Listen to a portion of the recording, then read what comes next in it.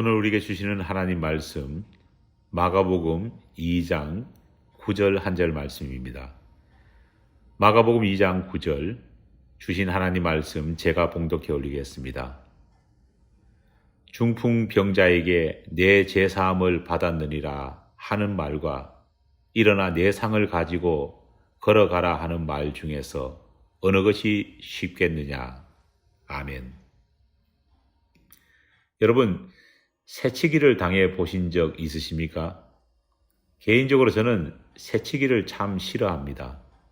제가 새치기를 당하는 것도 싫어할 뿐 아니라 저 스스로가 새치기를 하는 것도 싫습니다. 제가 새치기를 특별히 싫어하는 이유는 새치기라는 것이 어떻게 생각하면 아주 작고 하찮은 일처럼 보이지만 그 작은 새치기로 인해 질서 있게 기다리는 사람들을 바보로 만들어 버리는 것은 물론이거니와 나중에는 악화가 양화를 구축한다는 말처럼 악한 일이 선한 일을 집어 삼켜 악이 보편화되는 상황을 만들어 버리기 때문입니다. 이처럼 새치기를 싫어하는 제가 성경을 읽다 보면 만나게 되는 참 난감한 사건 하나가 있습니다. 바로 오늘 본문 말씀이 담고 있는 중풍병자 친구를 위해 그 친구를 예수님께 보여드리기 위해 남의 집 지붕을 뜯어 친구가 누워있는 침상채로 친구를 구멍 아래로 내려 예수님께 보여드린 사건입니다. 말 그대로 어떻게 보면 대놓고 새치기를 한 사건입니다. 2절 말씀을 보면 당시 상황을 상상할 수 있습니다. 많은 사람이 모여서 문 앞까지도 들어설 자리가 없게 되었는데 예수께서 그들에게 도를 말씀하시더니 얼마나 많은 군중들이 예수님께서 계시는 그 집에 몰려 들어왔는지 사람들이 너무 많아 문 앞까지도 들어설 자리가 없었다고 합니다. 예수님을 만나 뵙기 위해 얼마나 많은 사람들이 순서를 기다리고 있었는지 그 수를 가히 짐작해 볼 수 있습니다.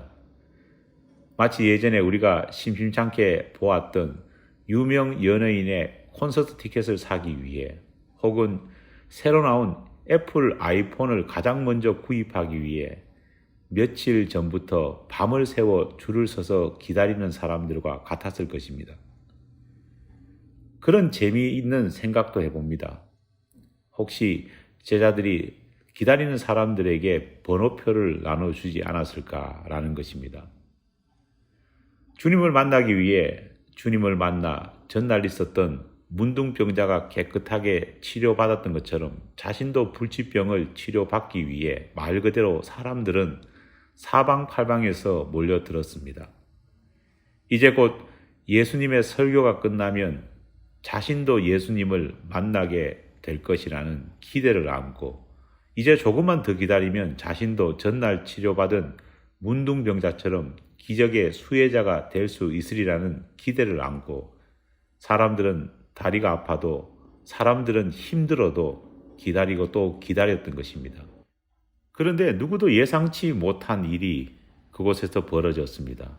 갑자기 예수님께서 서서 말씀하시던 그 방 천장에서 흙가루가 우수수 떨어지더니 지붕이 털썩 내려앉았습니다.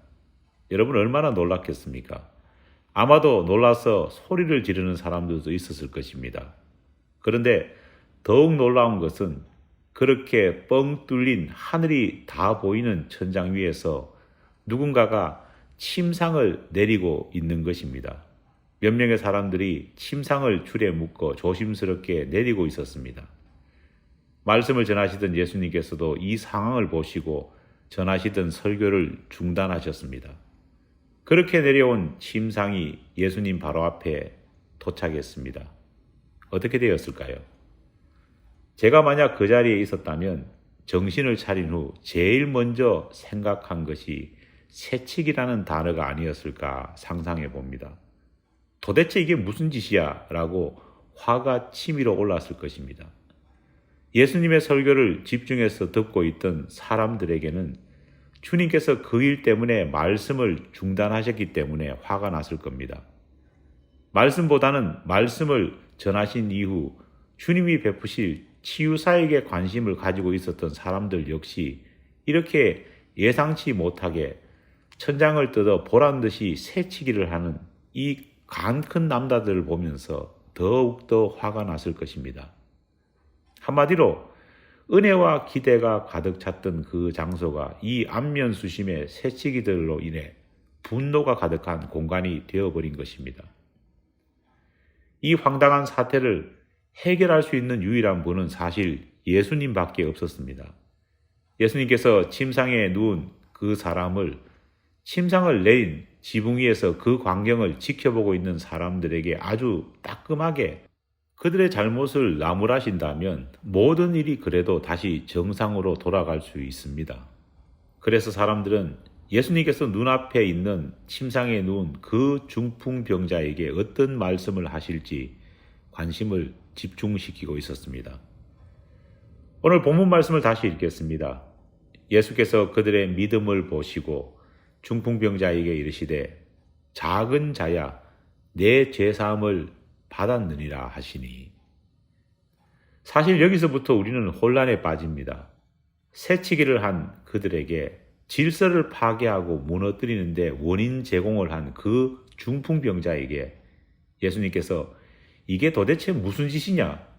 지금 내가 하나님의 거룩한 말씀을 설교하고 있는지를 알지 못했느냐?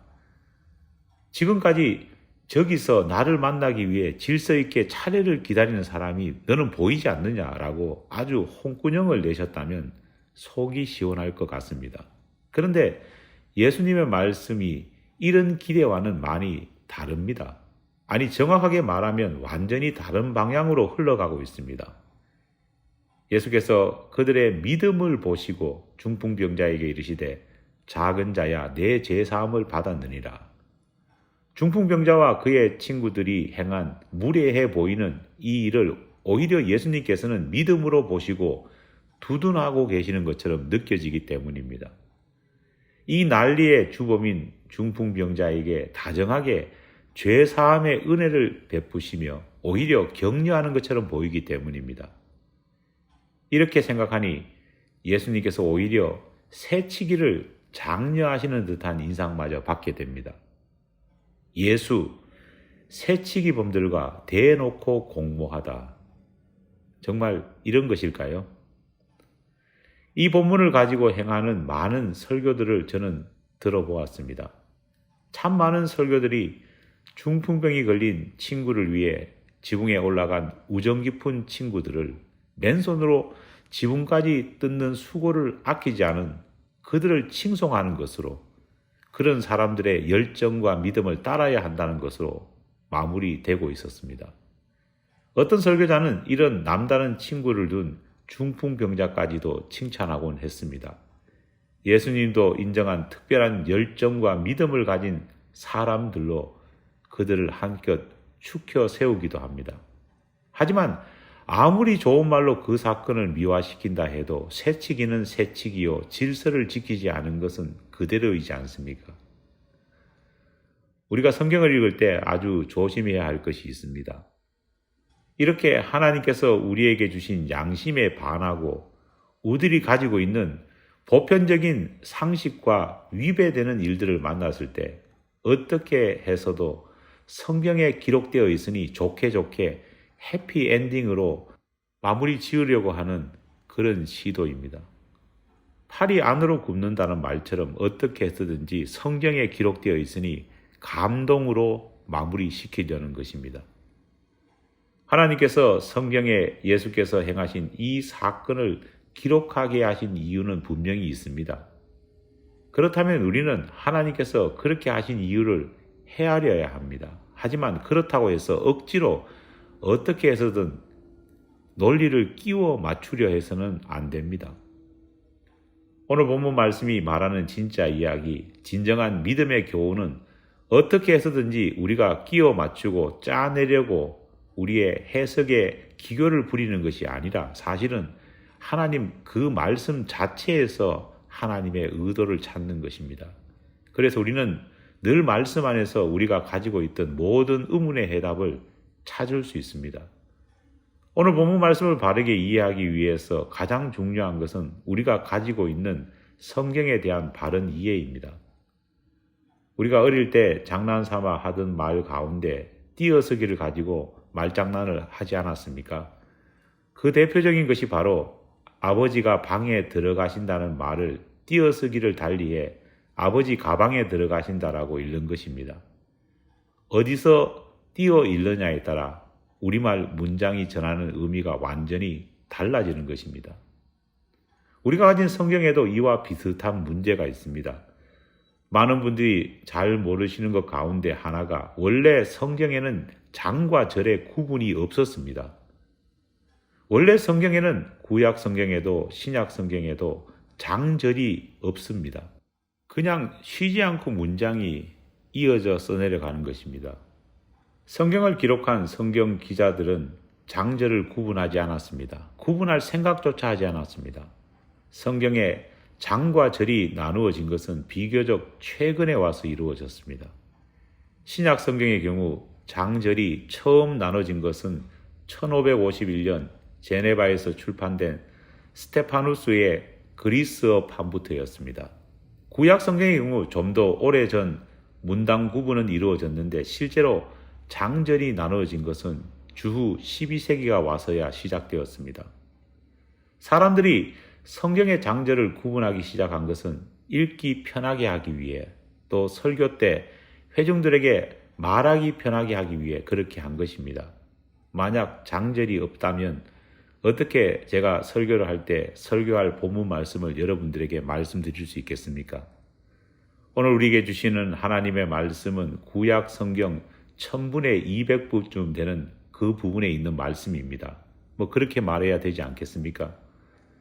이렇게 된다면 본문 찾다가 날이 새지 않겠습니까? 그런데 장절이 나눠지지 않은 성경을 장절로 나누니 읽기 편하고 인용하기 편해졌지만 예상치 못한 부작용도 만들어졌습니다. 문제는 장절을 임의로 나누다 보니 가끔은 아버지가 방에 들어가신다는 말을 아버지 가방에 들어가신다는 말로 바꾼 것처럼 나눠 쓰고 띄어쓰기의 문제로 인해서 성경 전체가 전하는 말씀을 잘못 오해하는 경우가 생기게 되었다는 겁니다. 그 대표적인 예가 에스라 4장 24절과 바로 다음에 이어지는 5장 2절입니다.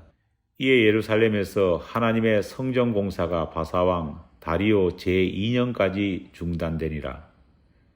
이에 스알디엘의 아들 스룹바벨과 요사닥의 아들 예슈아가 일어나 예루살렘에 있던 하나님의 성전을 다시 건축하기 시작하며 그냥 구분된 장과 절로만 본다면 이 두 구절은 연달아 나오는 구절에 불과합니다. 자로 재보니 두 구절 사이의 거리는 불과 2cm도 되지 않습니다. 그런데 이 두 구절 사이의 진짜 시간적인 간격은 무려 15년이나 됩니다. 대적자들로 인해 성전 재건이 중단되었다가 다시 성전 건축이 재개될 수 있었던 데에는 무려 15년이라는 시간이 필요했던 것입니다. 하지만 성경을 읽는 분들 대부분은 이 사실을 제대로 깨닫지 못합니다. 오늘 우리가 살펴보고 있는 성경 본문 마가복음 2장은 수일 후에라는 말과 함께 시작됩니다. 이 말은 오늘의 사건이 다른 장으로 나누어져 버린 마가복음 1장 마지막 사건과 밀접한 관계가 있음을 보여주는 말입니다.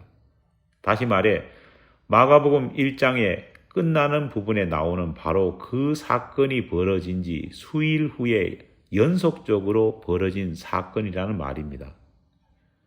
간단히 말씀드리면 바로 수일 전, 바로 직전에 예수님께서 바로 오늘의 사건이 일어난 바로 그 동네 가버나움에서 문둥병자를 고쳐주신 일입니다.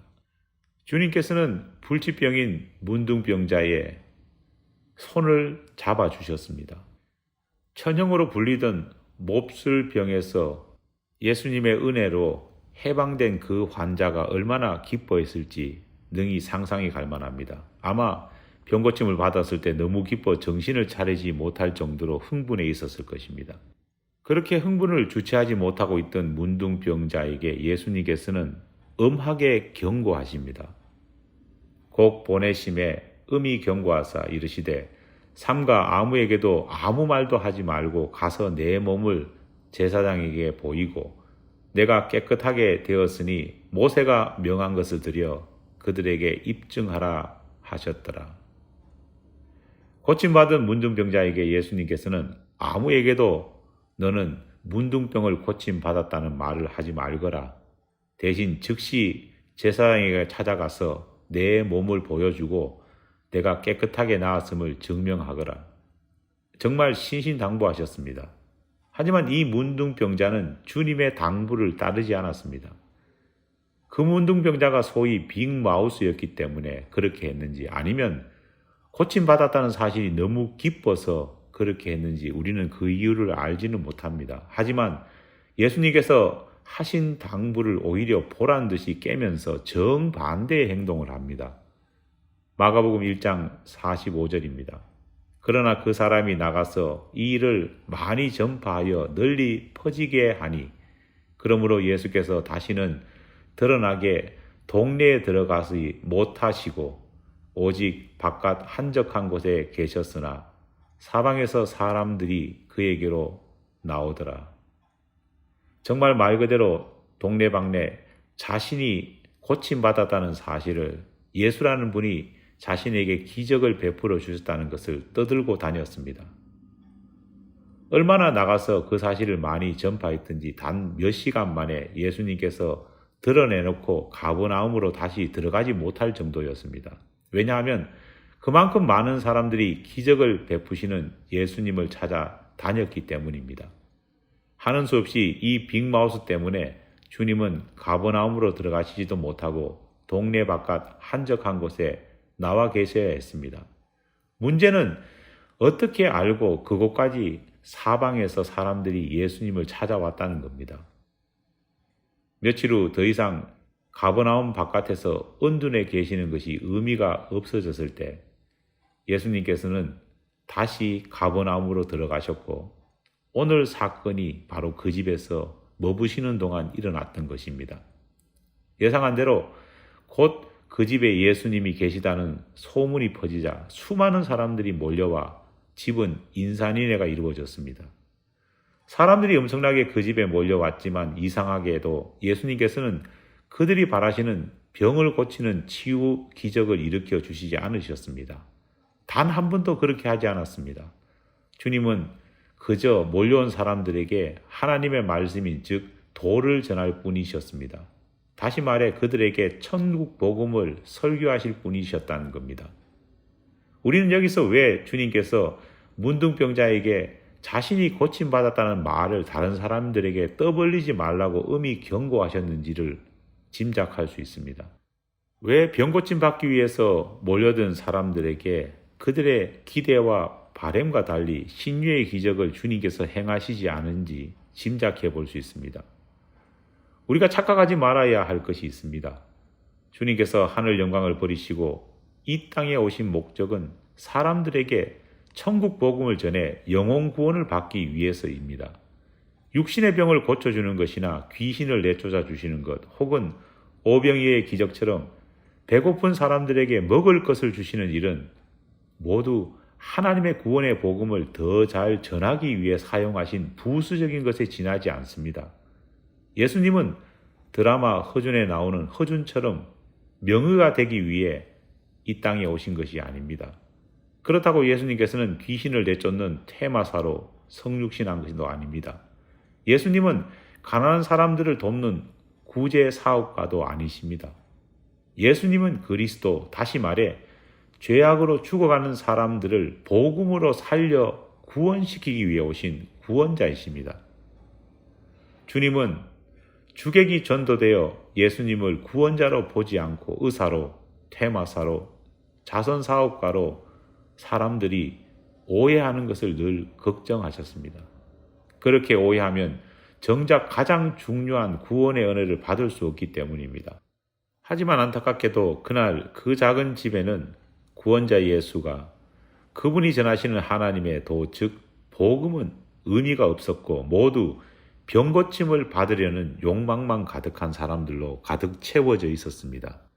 중풍병자 친구를 들쳐매고 지붕까지 올라갔다는 사실은 예의고 질서고 전혀 고려하지 않고 친구의 병고침을 위해 새치기라는 수단과 방법을 가르지 않는 그런 모렴치한 방법을 선택한 것 역시도 너나 할 것 없이 치료자 예수, 명의 예수만을 열광했기 때문입니다.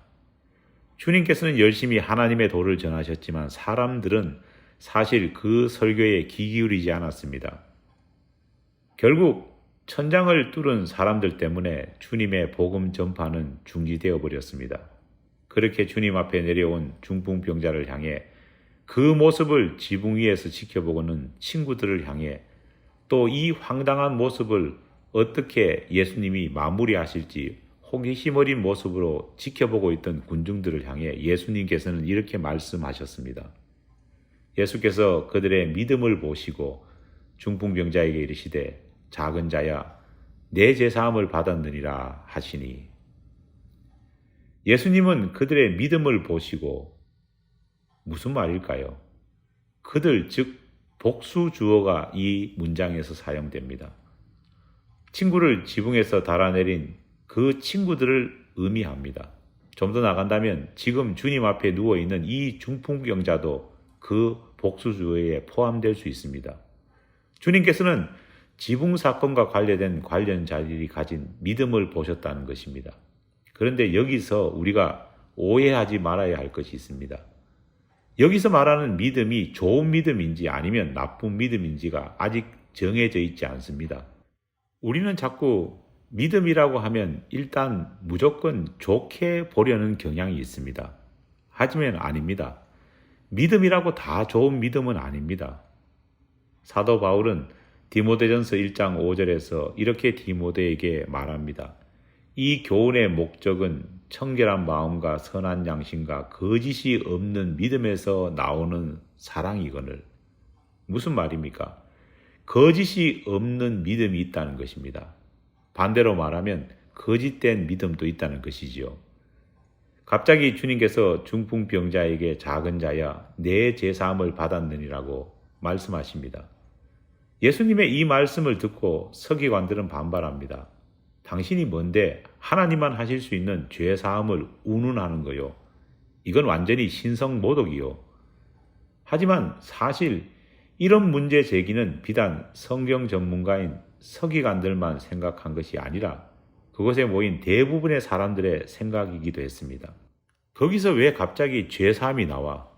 그냥 우리 모두가 바라는 대로 시원하게 며칠 전 문둥병자에게 행했던 것처럼 중풍병자를 일으켜 세우든지 아니면 이 중풍병자와 친구들에게 호되게 나무람을 주시면 될 텐데. 하지만 예수님의 말씀은 병고침이 아니라 호되게 꾸짖는 것이 아니라 죄사함이었습니다. 왜일까요? 주님의 이 땅에 오신 목적은 병고침이 아니라 복음을 통한 구원이기 때문입니다. 더구나 주님이 오신 목적을 오해하고 있던 그곳에서는 더더욱 이것을 분명히 예수님께서는 하셔야 했습니다. 마가복음 2장 6절로 7절입니다.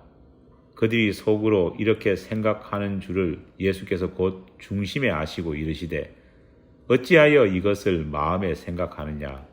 중풍병자에게 내 죄사함을 받았느니라 하는 말과 일어나 내 상을 가지고 걸어가라 하는 말 중에 어느 것이 쉽겠느냐? 우리말 성경에는 영혼 구원을 뜻하는 죄 사함을 받았다는 말과 병고침을 상징하는 일어나 내 상을 가지고 걸으라는 두 말 중 어느 것이 더 쉽겠느냐고 물으시는 것으로 번역되어 있지만 더 쉽겠느냐로 번역된 이 말은 헬라어로 에우코포 테론이라는 단어로 표현되고 있습니다. 이 말은 쉽다는 뜻도 있지만 융통성 있는 더 나은이라는 뜻이 더 강합니다. 정리하면 너희들은 내가 너희들의 병을 고쳐줄 것에만 온통 관심을 가지고 있지만 나는 병고침이 아닌 너희들의 죄사함과 구원에만 오직 관심을 가지고 있다는 말이 됩니다. 예수님은 중풍병자 친구의 병을 고치려고 지붕까지 올라가 지붕을 뜯고 새치기까지 마다하지 않은 중풍병자 친구들의 행동을 칭찬하고 계시는 것이 아닙니다. 그렇다고 지붕에서 달려 내려온 그 중풍병자를 칭찬하지도 않으셨습니다. 주님께서는 주님의 말씀에 의문을 제기한 서기관도 그 작은 집을 가득 메우고 있는, 둘러싸고 있는 병 고침을 받기 위해 모여든 사람들의 열정 역시 칭찬하지 않으셨습니다. 오히려 예수님께서는 내 죄사함을 받았느니라 하는 말과 일어나 내 상을 가지고 가라는 말 중에 어느 것이 더 하나님의 말씀에 맞고 어느 것이 더 나은 신앙이겠느냐라는 말씀을 통해 그곳에 있는 사람들 모두에게 신앙의 경종을 울리고 계시는 것입니다. 영원한 하나님 나라보다는 병 고침을 포함해 이 세상 생활에만 관심을 가지고 있던 사람들을 향해 믿음이라는 명목 하에 새치기를 포함한 수단과 방법을 가리지 않는 사람들을 향해 진짜 믿음이 무엇인지를 외치고 계신 것입니다. 죄사함을 선포하시면서 중풍병자를 고치신 예수님께서는 그날 가버나움에서 더 이상 신유의 기적을 행하지 않으셨습니다. 예수님께서 그렇게 하신 이유는 영혼 구원이 아닌 오직 병 고침에만 몰두하고 있는 그 사람들에게 예수님께서 왜 이 땅에 오셨는지를, 예수님의 진짜 사역이 무엇인지를 분명하게 하시기 위해서입니다. 모인 사람들에게 사실은 일침을 놓으신 것입니다. 사랑하는 여러분, 예수 제대로 믿어야 합니다. 내 마음대로 곡해한 예수, 내 마음대로 만든 나의 욕망의 허상으로 창조한 예수가 아닌 하나님이 우리에게 보내주신 예수를 진짜 바르게 알고 바르게 이해하고 바르게 믿어야 합니다. 그것만이 우리가 살 길입니다. 예수는 유능한 의사도, 마귀를 잘 내어쫓는 퇴마사도, 가난한 사람들을 구제하는 자선 사업가도 아닙니다. 이 땅에 오신 예수 그리스도, 십자가의 고난을 지신 예수 그리스도는 무엇보다 우리의 영혼을 구원할 구원자, 구세주이십니다. 기도하겠습니다. 하나님 감사합니다. 오늘 본문 말씀의 사건을 통해서 주님이 진정 어떤 분이신지를 깨닫게 하여 주심을 감사드립니다. 세상에 살아가는 데 있어서 편의를 위해 예수를 이런저런 모습으로 각색하고 그것이 마치 좋은 믿음인 양 착각하고 살았던 우리를 용서하여 주시옵소서. 주님 그리스도시요 살아계신 하나님이시며 우리를 위해 이 땅에 오신 그리스도 구원자이심을 늘 잊지 않도록 도와주시옵소서. 예수님 이름으로 기도하옵나이다. 아멘.